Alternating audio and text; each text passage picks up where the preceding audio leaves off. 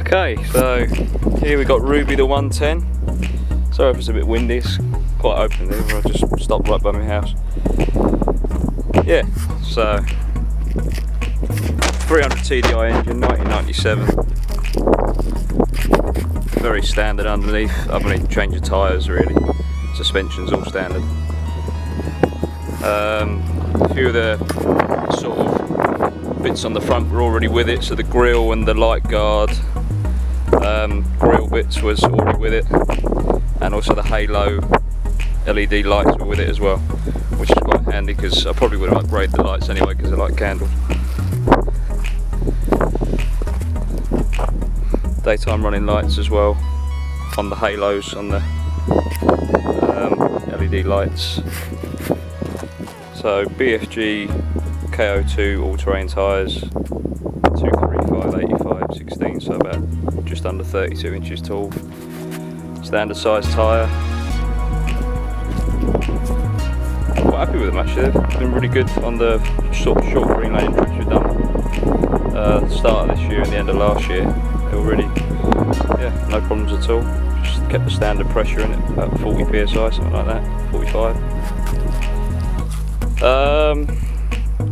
Yeah, wind deflectors were already on it as well, and the roof rack was on it as well, but I did have to modify it for the roof tent, the tent box, because the top rails, it sort of came right back to halfway down the rack, so I wouldn't be able to get the tent on, so I just ground those bits back, put some bungs on the end so it looks quite tidy.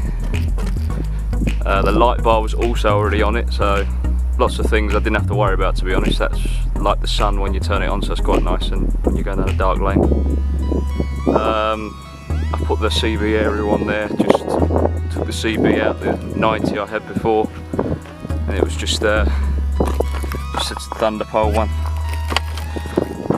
Just make it cover.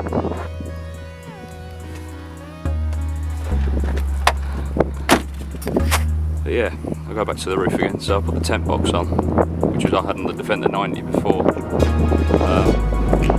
Good tent, can't fault it at all, to be honest. I wish it had a bit of more of an awning to it, so when you set it up, all you've got is the door you can peg it out. That's what I put the poles out for. But obviously when it starts raining, that doesn't really give you much protection. Apart from that, on a nice sunny day, it's perfect. And I put probably won't be able to see it very well. I put the Flexi solar panel on the top of the tent. Just Sikaflex and these sticky strips that came with the solar panel. So it just flexes quite well with the plastic cover of the tent. So yeah, pleased with that as well. So when it's sitting on the drive, it just keeps that battery topped up all the time, so you could run the fridge all the time. I'd leave the fridge on all the time, to be honest, because it doesn't really draw it down, so it can run 24/7. Direct 4x4 awning, only 2 meters long at the minute because again it was on the 90, so I just put it on this, but it still gets you out of the rain, or a bit of cover, isn't it? So quite happy with that. Mounted the jerry can holder on there, and then obviously just keeps an extra 20 litres of fuel if you need it. Yeah, and I mounted this on the rear door as well, just the table that you can flip down if you want to do something quick like a coffee or something. It's handy, very handy. I just made the door card out of galvanised steel sheet and just cut it with tin snips. It was quite a basic setup really.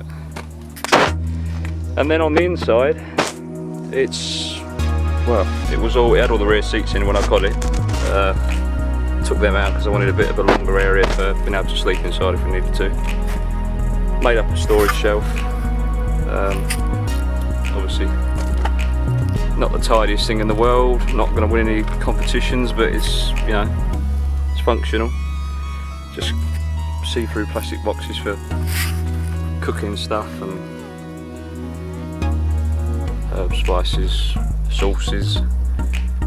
And I normally run just a petrol stove, single burner at the minute, but I'm going to look at maybe getting the twin petrol burner from Coleman eventually, because that should fit on that table perfectly.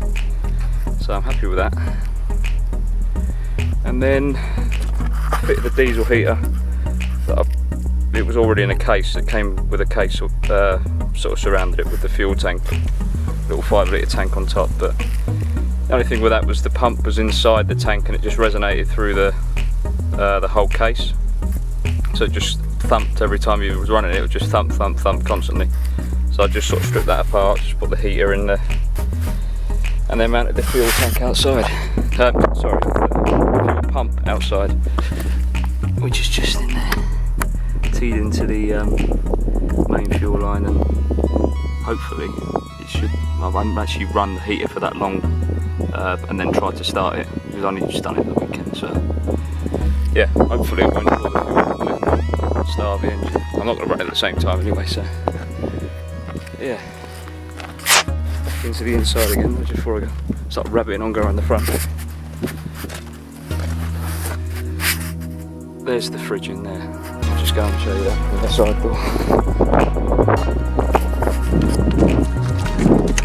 Bearmac fridge, 42 litre. They got it on a sale as well when they were doing that 40% off quite recently, start of the year. So I ended up paying about 230 quid all in for it, which bargain really compared to some of the other fridges. A bit more storage there for oils and spares and bits like that. I didn't mention the seats. Mazda RX-8 seats in there. So yeah, that's pretty much all I can think of at the minute.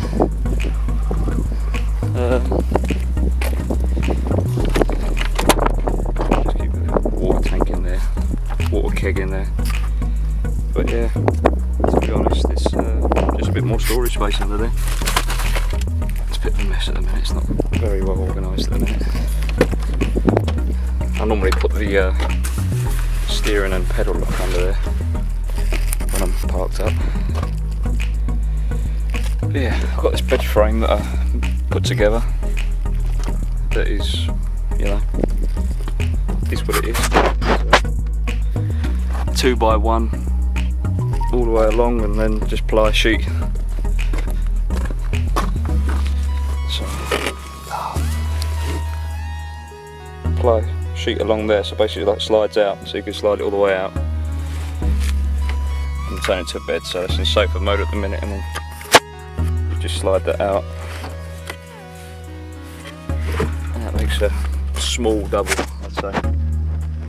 We have managed to, so me, the missus and the German Shepherd have squeezed in here a few times, and it's doable. It's not the most comfortable night's sleep, I must admit, because the dog likes to sprawl out and have as much space as possible, but it's doable.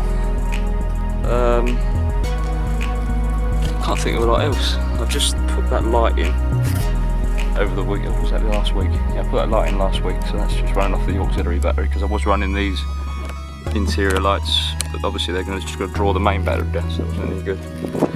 So I finally set to and done that. But yeah, everything's sort of in its place. Everything's got a place. But yeah, eventually I'd like the pop-top roof. I was looking at the Drive Lodge ones because they're really reasonable price. They're only around, what, they're under £2 fitted, so I couldn't really argue with that. I spoke to the guy and he seems to know what he's on about. I think what they're trying to do is change the bed platform, because it was like slats or boards you just lay out every time you flip the roof up, but they're designing a bed frame that lifts up like the Alucab ones do on gas struts, so although it doesn't protrude as much as the Alucab ones, you probably won't be able to leave your bedding up there, but it still, you know, makes life easier when you want to lay the bed down. All you've got to do is chuck some bedding up there and it's done. So for £2 compared to £8, it's a bit of a no-brainer. So if I sell the tent, I should fund most of that pop-top roof. So, because to be honest, we sleep inside recently, obviously with the shit weather. Just been sleeping inside, so don't really need the tent as much as we did. So yeah, that'll probably fund most of the pop-top roof, and then yeah, that'll also get rid of the leaking sunroof. So really, it's a win-win.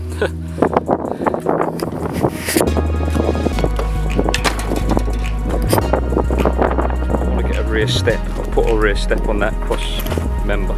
Jumping in and out makes life a little bit easier, because it's a bit of a stretch getting in and out. But yeah, that's really all it is, to be honest. A slightly smaller steering wheel, because obviously we know that your right arm's got to stick out the window with a big steering wheel sometimes. And I will say, what I was going to say is, for the what goes quite well with the smaller steering wheel is this little mud stuff armrest, which is just, I think it's only 20 quid from Mud UK website. Just slots in where the window groove goes, and it's just something simple, but it makes such a huge difference. So yeah, I was quite impressed with that. But yeah, other than that, that's pretty much it. So yeah, a few upgrades to come. Pop top roof, obviously the roof rack will have to go as well, but might be able to get some roof bars for the actual pop top roof, and maybe store maybe sand ladders up there, or you know, recovery boards up there, maybe nothing too heavy. But yeah, apart from that, that's everything I can think of. Alright, no worries.